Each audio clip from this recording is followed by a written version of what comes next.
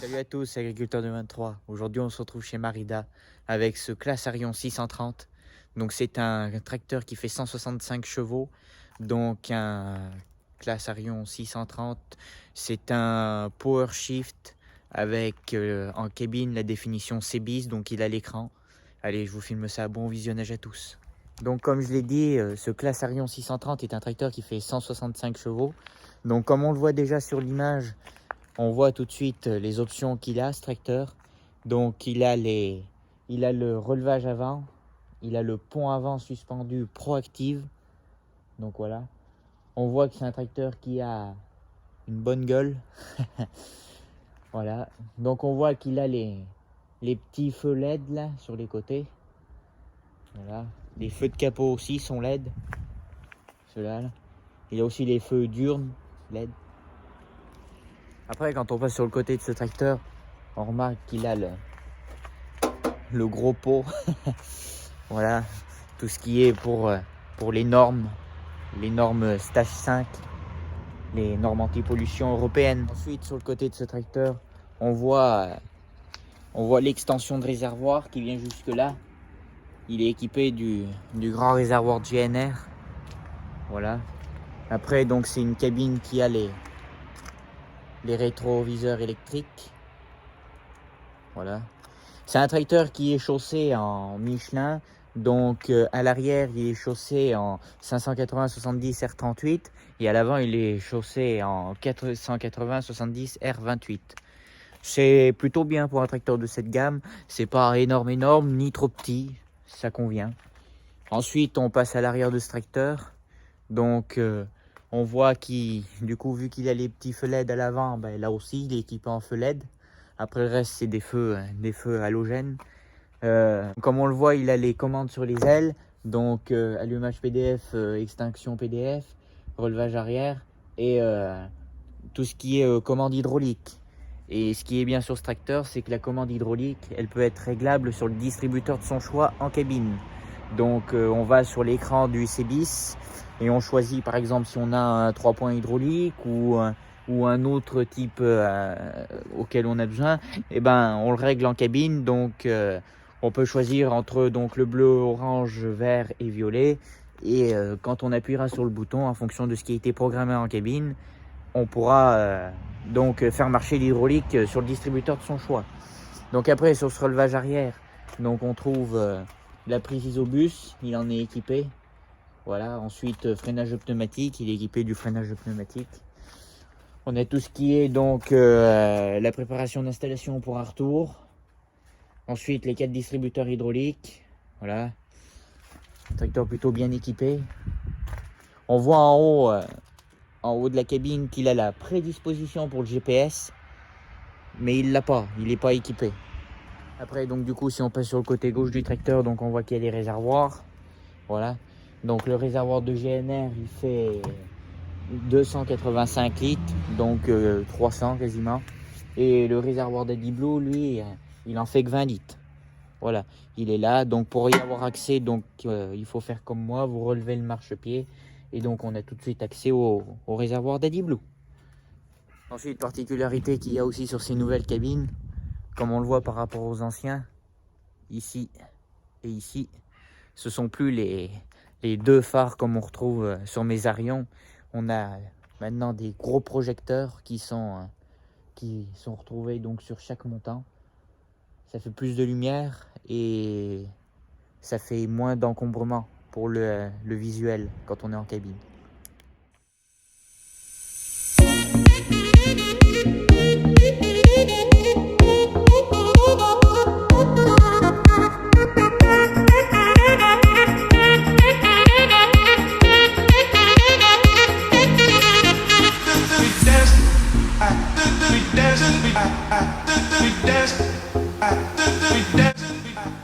Donc voilà, on se retrouve dans cette cabine 5 montants, donc une cabine assez spacieuse. Donc sur notre droite on retrouve une porte, après donc un espace très grand. Donc comme je l'ai dit, donc c'est un power shift, donc il a 4 gammes A, B, C, D et 6 vitesses, 1, 2, 3, 4, 5, 6. Voilà, donc il a la définition CBIS on board, donc ça veut dire voilà qu'il a cette grande accoudoir avec l'écran. Donc voilà, sur cet écran, donc en premier lieu, on va avoir le mode route.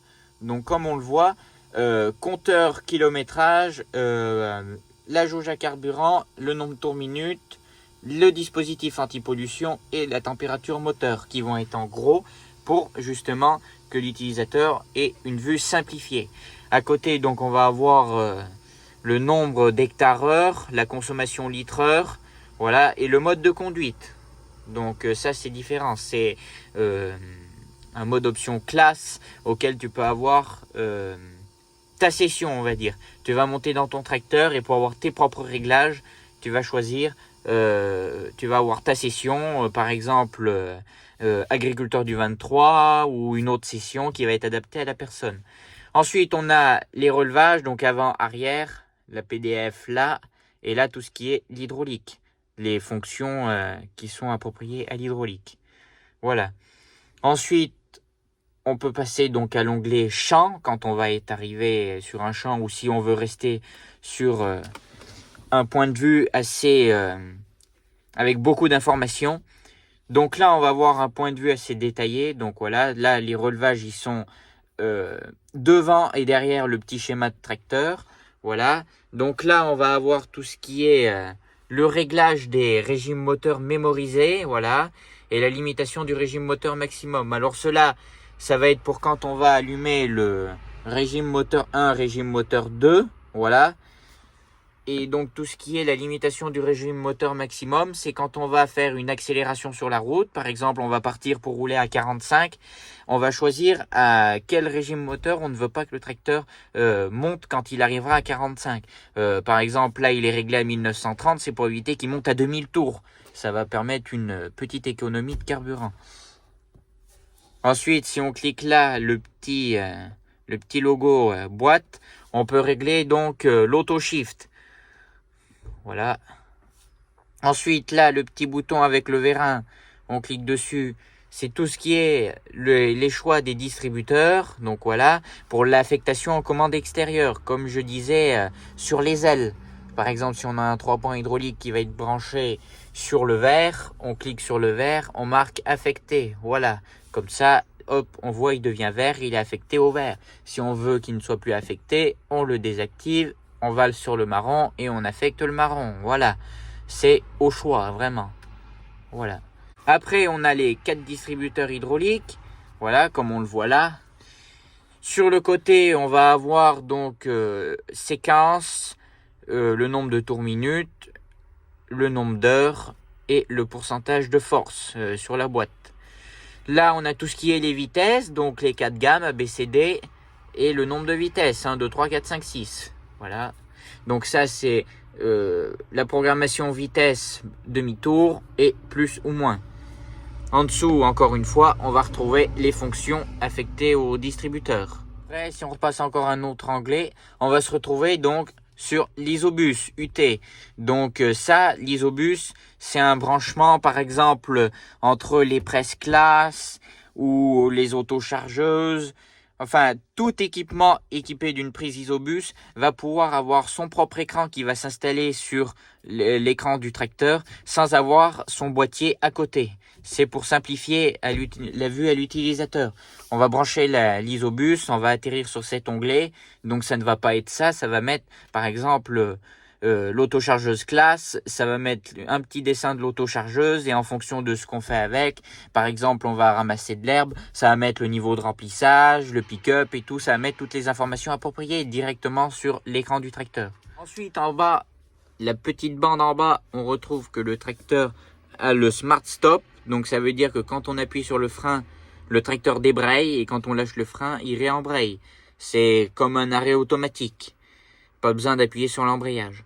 Ensuite, on voit qu'il est en mode route, que le tracteur est en parking.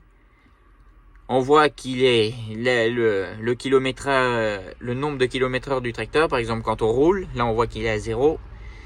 Le régulateur, comment il est réglé, donc régulateur 1 45, régulateur 2 22 km/h, voilà, vitesse route, vitesse champ. Ensuite, on a un petit volet sur le côté là, tout ce qui va être donc les réglages un peu plus approfondis. Donc ici on va retrouver donc tous les réglages de transmission. Donc voilà, comme tout à l'heure, les régimes mémorisés, voilà, numéro 1, numéro 2.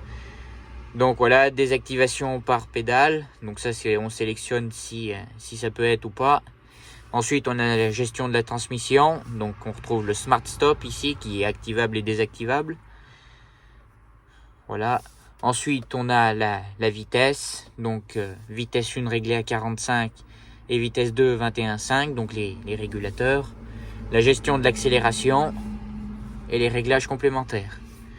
Ensuite, en dessous, on a un petit volet relevage.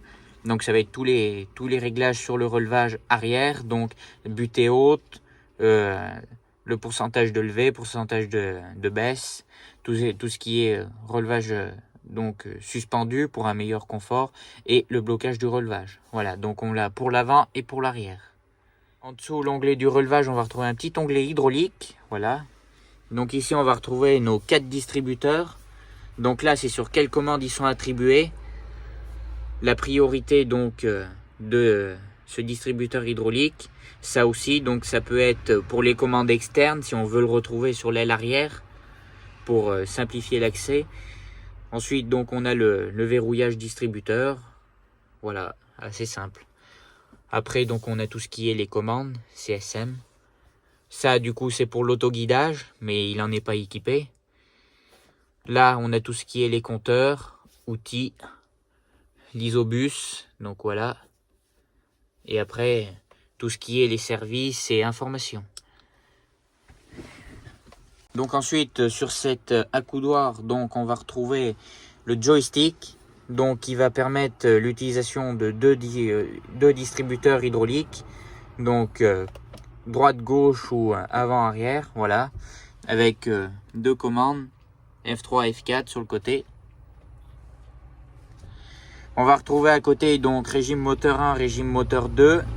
Ça, c'est pour augmenter ou diminuer du coup ce régime moteur. Par exemple, il est réglé le régime moteur 1 à 1500 tours minute. On va pouvoir passer à 1510, 1520 et si on reste appuyé à 1600, 1700. Ou alors, même chose dans le sens inverse. Le mode champ, mode route et la boîte automatique. Voilà. À côté, donc on a l'écran est tactile, mais aussi on peut le diriger avec la petite molette. Voilà, la molette va permettre d'aller dans les onglets et ESC pour sortir des onglets et autres. Ensuite, à côté, on a la prise de force, les 2 molettes de relevage, donc relevage avant, relevage arrière. À côté donc de cette prise de force, on a l'accélérateur à main qui est là, la mise au neutre et le déverrouillage du pommeau. Justement, ce pommeau, donc c'est la pièce principale de l'accoudoir, c'est ce qui permet de contrôler tout sur le tracteur. Donc sur ce pommeau, on a au total 10 fonctions. Il y en a 4 là, 2 autres sur le dessus et 3 autres à l'arrière, 4 autres à l'arrière. Donc là, c'est tout ce qui est les commandes, donc CSM1, CSM2, donc l'arrêt des justement de ces commandes. Là, on a l'autoguidage. Là, tout ce qui est le relevage. Donc ça, c'est le relevage arrière. L'inverseur. Sur le dessus, on a la programmation vitesse demi-tour. Hop. Voilà. Et donc, vu que c'est un power shift, une petite impulsion en avant, ça va passer une vitesse, et une grosse impulsion en avant, ça va passer une gamme. Même chose en sens inverse, une petite impulsion en arrière, ça va baisser une vitesse, et une grosse impulsion en arrière, ça va baisser une gamme. À côté de ce pommeau, donc, on va retrouver 2 distributeurs hydrauliques qui vont compléter ceux qui sont sur le joystick. Et donc sur la fin de cet accoudoir, plus à l'arrière, on va retrouver les 4 roues motrices, blocage du différentiel, prise de force auto, pont avant suspendu et le plafond de régime tour minute. Derrière, donc dans cette cabine, on va retrouver tout ce qui est warning, coupe batterie, l'allumage des feux quand on a une benne en extérieur, c'est ce qui permet d'activer la prise 3 plots à l'arrière. Tout ce qui est déblocage de l'hydraulique, ça c'est le déblocage de l'autoguidage, la fonction USB, les feux diurnes sur le capot, le relevage avant, le lever ou le baisser, et ça tout ce qui est la régénération. On a accès à une prise USB, un allume-cigare à portée de main. Donc là sur le montant de cabine arrière, on a tout le bloc relevage. Donc il est en accord avec ce qu'il y a sur l'écran. Donc on peut le régler sur l'écran ou ici. Donc voilà, donc là on retrouve la PDF, donc 500, 540 échos, 1000, 1000 échos. Là tout ce qui est relevage. Les petites molettes aussi, butée haute, vitesse de levée, voilà. Dans cette cabine, donc on va retrouver une radio Bluetooth qui est accordée avec le kit Bluetooth, donc un micro intégré à la cabine. On voit ici le pack clim,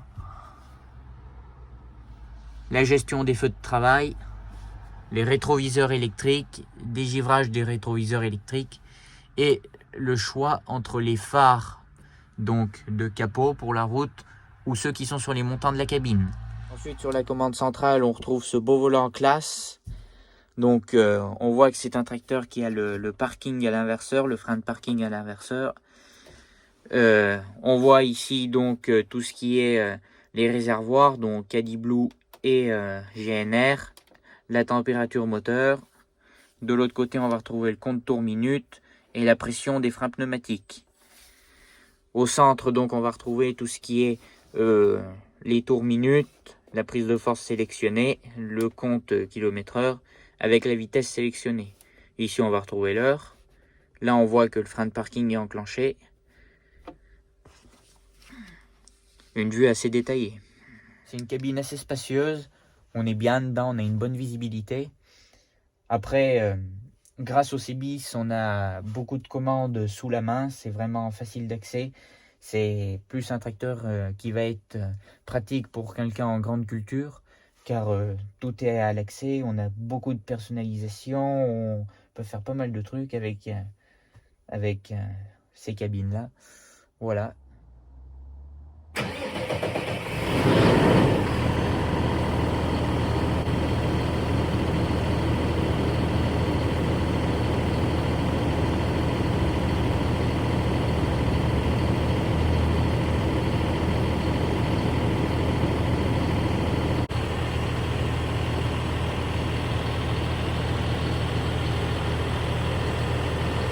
Donc voilà, comme on entend rugir tranquillement ce moteur de 165 chevaux, voilà.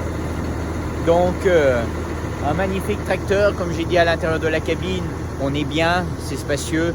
Grâce à la définition CBIS, on a beaucoup de commandes directement sous la main. On a l'écran qui est là pour nous aider avec les informations qu'il nous faut. Voilà. Je vous dis merci à tous d'avoir regardé cette vidéo. Si ce contenu te plaît, mets un pouce bleu, commente la vidéo, partage à tes amis et à la prochaine pour la suite. Allez, salut!